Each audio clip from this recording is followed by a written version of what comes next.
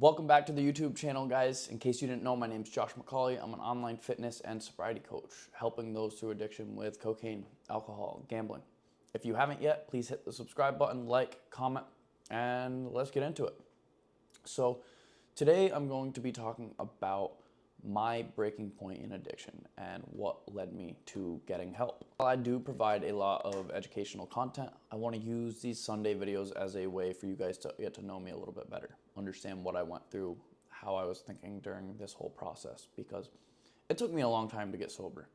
I had probably started to try and get sober around 21 when I lost a 5-year relationship due to my drinking, and I didn't get sober until 24. I'm almost 26 right now. The quick story of it was that I was a blackout drinker my whole life, starting from 15 on. It progressively got worse when I was in college. I lost a 5-year relationship in college that was very important to me, and I wanted nothing more than to get sober, stop drinking. It was dramatically affecting my life. So I would go a month sober and then fall back, a month sober, fall back. And I could never fully accomplish sobriety. I would go in the gym, I'd work out, I'd eat healthy, I'd do all of these things, and then I would be such a failure on the weekends. And it wrecked me because I was this perfect person that I was trying to be. And at the same time, I was destroying myself. I was the complete opposite when I was drinking. I wasn't true to who I wanted to become, my values. I would say things I didn't mean. I would destroy my body the way I was using. At this point, I was using in a way that was scary. I thought everybody around me could see it, and deep down hoped someone would help me. Be like, you gotta get the fuck up. You gotta do something about this. That's not anybody else's job to do. It's on me to pick myself up. What was so hard for me was every single person in my life drank. There was alcohol everywhere. If I went home for the weekend to visit my parents, there was drinking. If I went to go see my friends at another college, there was drinking. If I went to my frat house, there was drinking. So when I was trying to get sober on my own, I had no outlets. I had no one to talk to. And when I was dating this girl for 5 years, I ended up opening up to her around the end, the last year of our relationship.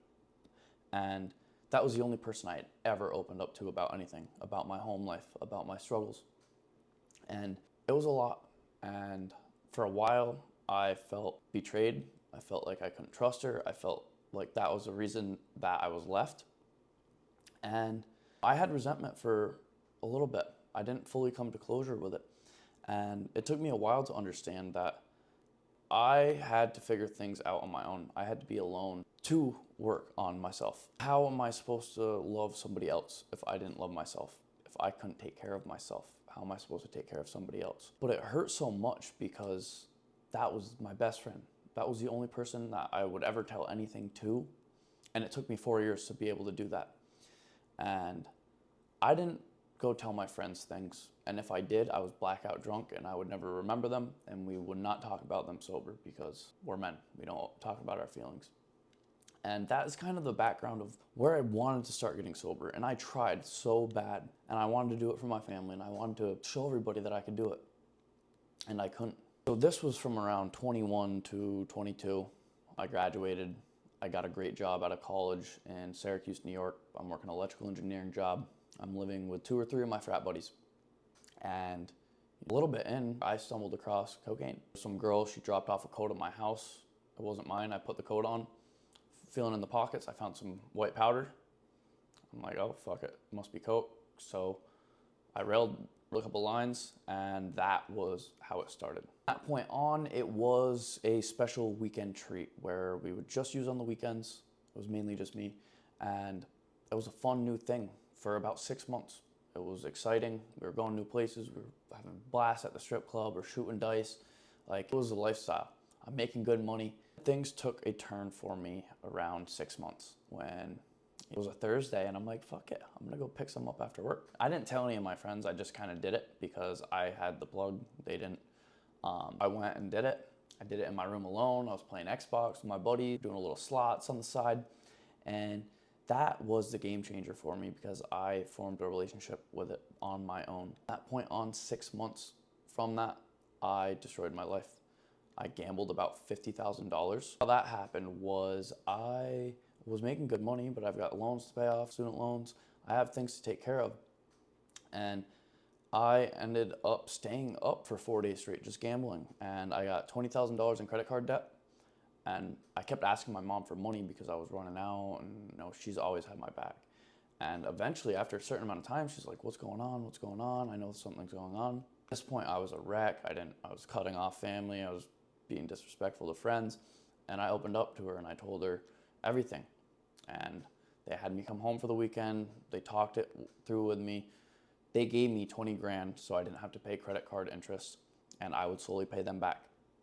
So we had that discussion. I was leaving the house to go back to where I work, 4 hours away. And I was under the full impression that I was going to quit. I wanted to do better. I didn't want to be in a hole like that. And I'm pretty sure I ended up using a day or two later. Give it 2 months from that point, I had gambled the whole 20 grand away again. And if you want to feel at a low point, that was the lowest point I've ever felt. Imagine having to call your parents and tell them that you lost the 20,000 again. And my mom called me on a Sunday night and she's asking, what's wrong? And I didn't want to tell her because, that's stealing at that point. They gave me that out of the kindness of their heart. And I'm ripping it on slots, doing $100 spins on slot machines, $1,000 blackjack hands. Absurd. And, I ended up telling it to her. I was crying. She was crying. And she said, I love you. It's going to be okay. And that was the point where I kind of reached out for help. I did prior to that, but they didn't understand the extent of it. They didn't know anything about cocaine addiction. After that point, a few weeks later, I went home and they had a full intervention where they were trying to convince me to go to rehab.